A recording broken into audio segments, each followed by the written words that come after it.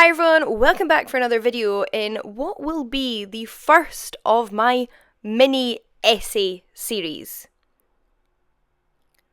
I might call them messies, mini essays, because that's the vibe they're giving me. Yep, you're here today for the first ever in my messy series, aka mini essays. And what I want to do in these mini video essays is to do a little deep dive on something very specific, something very niche, and essentially take a question concerning either ancient history, pop culture, or some other topic of interest to me and hopefully to you, and have a shot at answering it. So one question in particular that I have always mulled on, been curious over and speculated about is going to actually be the topic of our first ever mini essay, which is why isn't Hera an evil stepmother in the Disney film? Perhaps I maybe need to make that a little bit snappier for the title, I'm not sure, but I have always wondered why, or speculated over why, Hera in Disney's Hercules isn't depicted as an evil stepmother, because we know that Disney loves an evil stepmother. The evil stepmother is a absolute, quintessential trope of fairy tales and Disney films. So why, when Hera in the ancient mythology is pretty much the perfect example of an evil stepmother, is she not an evil stepmother in the film? And that is the question I'm going to try and answer today, so let's have a shot. So let's start with the depiction of Hera and Heracles' relationship in ancient mythology itself before we get into the Disney film version. So for those of you who may not be aware, Hera was the Greek goddess of marriage and childbirth. She was also the queen of the Olympians and ruled over Olympus with her husband Zeus, who was also her brother. Pretty common thing to come across in Greek mythology. Both were the children of the Titans Kronos and Rhea. Now, Hera was an important and venerated goddess in her own right, but one of the things she's probably best known for is her jealousy and the punishment of other women whom Zeus slept with. Now, it didn't matter whether Zeus sexually assaulted these women or had consensual affairs with these women, Hera would exact her ire upon them and their children. The most well known of whom is, of course, Heracles, because Heracles is not the son of Hera in ancient Greek mythology. He is a demigod. He is the son of Zeus, but he is also the daughter of a mortal woman named Alcmene. In mythology, Alcmene's husband is away fighting in a war, and Zeus takes a liking to her. So he comes down to earth disguised as her husband, pretending to have come home for a night from war and sleeps with her, which then causes Alcmene to fall pregnant with Heracles. Now, from the very beginning, Hera nurses a particular hatred for Heracles. Not only does she try to interfere in Alcmene's labour, but even when Heracles is 8 months old, she sends down 2 serpents to his bed in the hopes that he will be killed. Instead, however, Heracles demonstrates that he has inherited some of his father Zeus's power and squeezes the serpents to death instead. Hera does not stop there, however. Once Heracles marries his first wife, Megara, yes, the same Megara that you see in the Disney film, Hera actually sends Heracles spiralling into madness, so much so that it causes him to murder Megara and their children. Now, when the madness leaves him, Heracles is distraught at what he has done. There's really nothing he can do against Hera, the goddess, but he does seek a way to redeem himself. So he goes to the Oracle of Delphi, who explains to him, in order to be redeemed, he must complete 12 labours. And these are the 12 labours of Heracles, which you might see referenced elsewhere. They are some of his most, impressive feats of mythology. But this is all because of Hera's actions. From his very conception, Hera had a deep-seated hatred for this boy that was the illegitimate son of her husband, who was a favoured child of her husband, and who represented his infidelity. So in effect, Hera is the quintessential evil stepmother from the very beginning, one of the originals, shall we say, which could not be more in contrast with her depiction in the Disney film. So, as you'll know if you've seen the Disney film, Heracles is depicted as the legitimate, full-blooded, godly child of Hera and Zeus. They are both his parents, neither is a step-parent, and no infidelity between the two is ever mentioned. In fact, when we do see Hera interact with Heracles as a child, or when he is more of a fully grown adult, she is depicted as the quintessential loving mother. She personifies the loving mother trope. So much so that it becomes necessary for the Disney film to create an entirely new villain for Heracles' story. As you will probably be aware, the antagonist of the Disney film is Hades. Now, this has really no basis in ancient myth. Hades ain't perfect like any of the other gods or goddesses, but he does not have a particularly vindictive relationship with Heracles himself. No, Hera is the villain of Heracles' story, whereas Hades is just another one of the gods, unless we're going by the Disney film. Not only does this relationship change between Hera and Heracles necessitate a new villain, it also necessitates an explanation for why Heracles is not a full-blown god throughout the narrative of the film.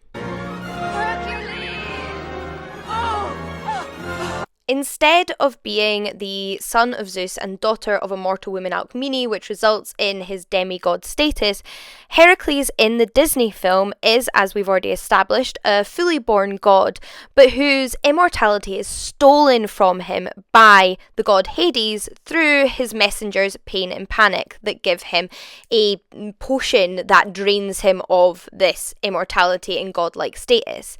This also then results in his adoption by the mortal parents Alcmene and Amphitryon, the very same woman and her husband whom Zeus pretends to be in order to sleep with and gives birth to the legendary Heracles in the original myth.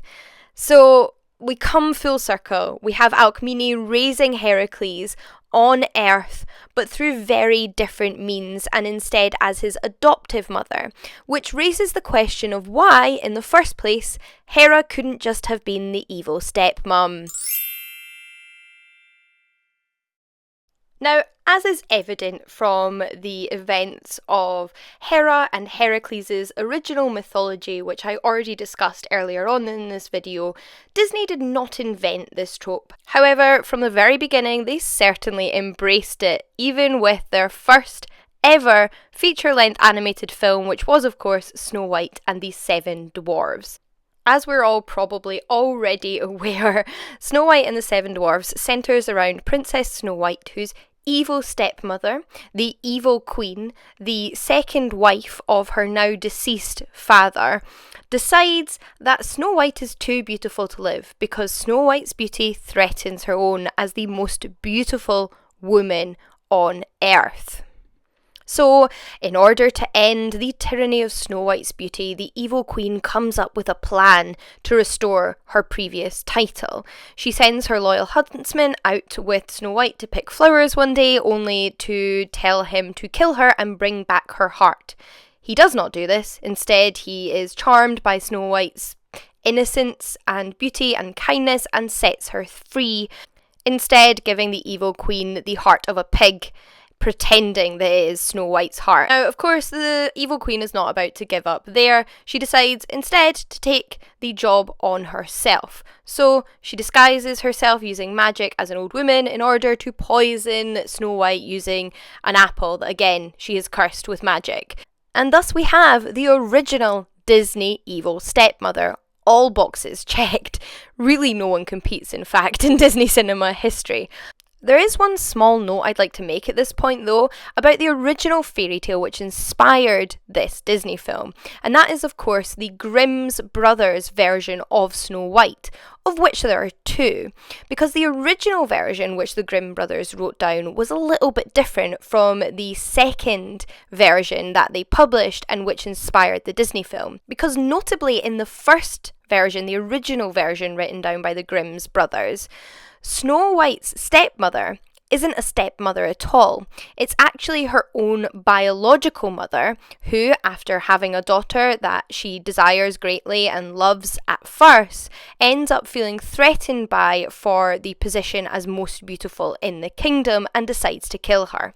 Now, obviously, this was already changed before Disney ever came onto the scene. The Grimm's brothers, for whatever reason, felt that perhaps a stepmother was a more palatable enemy than a biological mother in the story. But it's also really not surprising that Disney decided to go with the more recent version or the second version of this fairy tale either. Now, it's only a couple of decades later that Disney decides to return to the character or trope of the evil stepmother in their adaptation of Charles Perrault's fairy tale Cinderella, in which Lady Tremaine is the second wife of Cinderella's once again dearly departed father, although this time she comes along with two daughters of her own, and she does not like Cinderella. She is all for Anastasia and Rosella, her own daughters, making it in the world, and in a way she sees Cinderella as a potential threat to that, so treats her as a servant. And in part, it's actually this role as biological mother to two other young women who, in fairness, she doesn't treat very well either. That really underscores her character as evil stepmother. We are really reminded of that step role in this scenario. And then most recently, for Disney animated films featuring the role of evil stepmother, we have Tangled, featuring the fairy tale Rapunzel, another retelling of a Brothers Grimm's classic. And in this version, we see Mother Gothel, who, a little bit differently from our previous stepmothers, doesn't actually marry Rapunzel's father, but kidnaps her as a baby as part of a magical curse gone wrong. She takes Rapunzel with her, but fulfills this role as mother, of which we as the viewer know is not a biological one. Then lastly, in this lineup of Disney evil stepmothers, we have Queen Narissa, who is part animated and part live action in the film Enchanted. Now, Queen Narissa very much plays on the stereotypical role of evil stepmother, although she's actually the stepmother of the prince and not the princess in this case. And in all fairness, Enchanted is in part a slight parody of the fairy tale genre, so it's really not surprising to see her here. I also think it's worth noting that Disenchanted, the Enchanted sequel, which isn't out yet when I'm recording this video but will be very, very soon, appears to feature another play on this trope, in which the princess becomes the evil stepmother. I wished for a fairy tale life and it's all gone terribly wrong. Or terribly right. And with that, we come full circle and return to the question of why Disney chose not to have Hera as an evil stepmother. Given that Disney is quite clearly comfortable falling into the evil stepmother trope with its other work, we have to consider what separates Hera from, say, the evil queen or Mother Gothel or Lady Tremaine. And there's one striking thing that I can observe, which is the fact that within the narrative of the original myths, Zeus is an adulterer. He has an extramarital affair which brings about the birth of Heracles, rather than remarrying after, say, Hera has passed away or another wife has passed away and introducing Hera as a stepmother to Heracles. Hera is always his wife, and Alcmene, in a sense, is the other woman. For Disney, it seems at least that it was more important that Heracles be born within wedlock than he have an evil stepmother, and therefore the easiest way to go about making that happen was to have Hera be his biological mother and replace her as a villain. What's also interesting is the fact that Disney is very comfortable, like with other fairy tales, folk tales, and literature and media, in depicting the evil stepmother, the woman that comes along that fills in the place of this usually idealised first wife after she's passed away and then mistreats the first wife's children, usually a daughter, than having a adulterous father in their film. It is more controversial, for them at least, to depict adultery than it is to have an evil stepmother.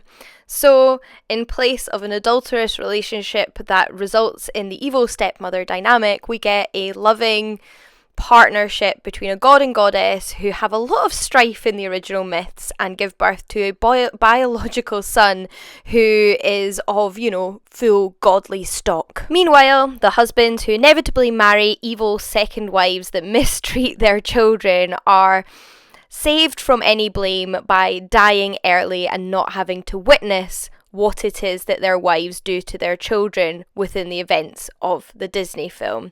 But who knows, those are simply my 2 cents on the matter. I would love to hear from you, however, on what your thoughts are concerning the evil stepmother trope in Disney and why Hera is excused from being part of it. Plus, if you have future requests for mini or full-length video essays like my previous essay on Medusa, let me know in the comments because I'd love to hear from you. You can also support the content I make online over on my Patreon at patreon.com/bookishthoughts. Thank you all so much for continuing to support this kind of content and for engaging with it. I would love to chat more in the comments. Until next time.